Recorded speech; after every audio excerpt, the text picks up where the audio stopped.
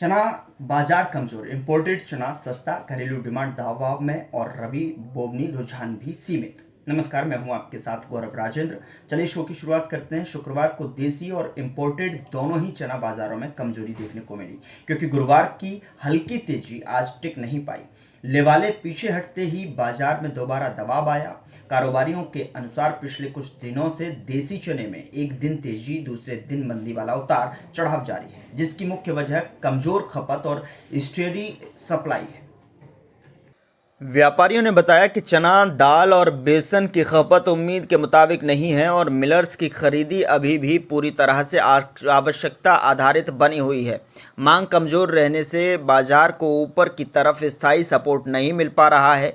इसके साथ ही सस्ता ऑस्ट्रेलियाई चना घरेलू मंडियों में अतिरिक्त दबाव बना रहा है, क्योंकि विदेशी बाजारों की नरमी का सीधा असर इंपोर्टेड दामों पर दिख रहा है। अंतर्राष्ट्रीय स्तर पर आज सीएनएफ ऑफर स्थिर रहे। नहावा सेवा में ऑस्ट्रेलिया मूल के दिसंबर जनवरी कंटेनर ऑफर $510 से $520 टन पर टिके रहे। तंजानिया मूल का नवंबर दिसंबर कंटेनर ऑफर $560 टन पर अपरिवर्तित रहा। मुंबई इंपोर्टेड मार्केट में तंजानिया मूल का चना ₹25 गिरकर ₹5,275 क्विंटल पर आ गया, जबकि ऑस्ट्रेलिया मूल का चना ₹50 टूटकर ₹5,450 क्विंटल पर बंद हुआ। घरेलू खरीद भर में मंडी आवक घटकर 1684.7 टन रह गई, जो पिछले सत्र में 7% कम है। महाराष्ट्र में अकोला ₹90 टूटा और हिंगनघाट ₹30 नीचे रहा। उत्तर प्रदेश में ओरई में ₹100 की गिरावट दर्ज हुई। राजस्थान के कोटा में ₹125, मेड़ता में ₹100 और केकरी में ₹50 की गिरावट रही। बुधवार की तेजी आज टिक नहीं पाई और कांटा, विशाल और डंकी तीनों वैरायटी दबाव में रही।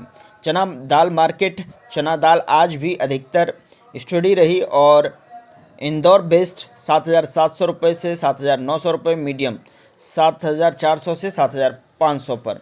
एवरेज की बात करें तो ₹7,200 से ₹7,300 पर बंद हुई। मुंबई में ₹6,400 से ₹7,300 पर स्थिर रहा।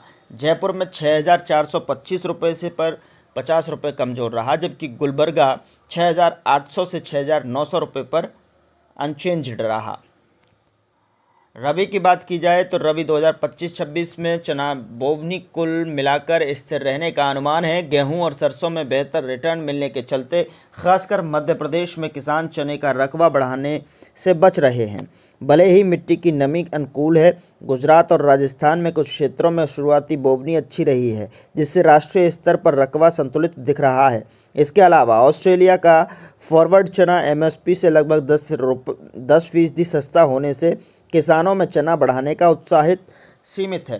कारोबारियों का कहना है कि रकबा का अंतिम रुझान अभी भी कीमतों में के संकेत पर निर्भर करेगा।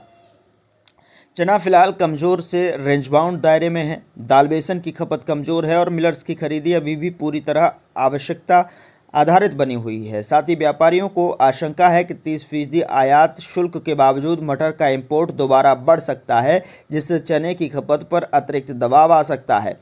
इंपोर्टेड चना अभी भी घरेलू कीमतों से सस्ता है और सप्लाई आरामदायक है। जब तक मांग में स्पष्ट सुधार नहीं आता, तब तक चने में कोई टिकाऊ तेजी की संभावना नहीं है।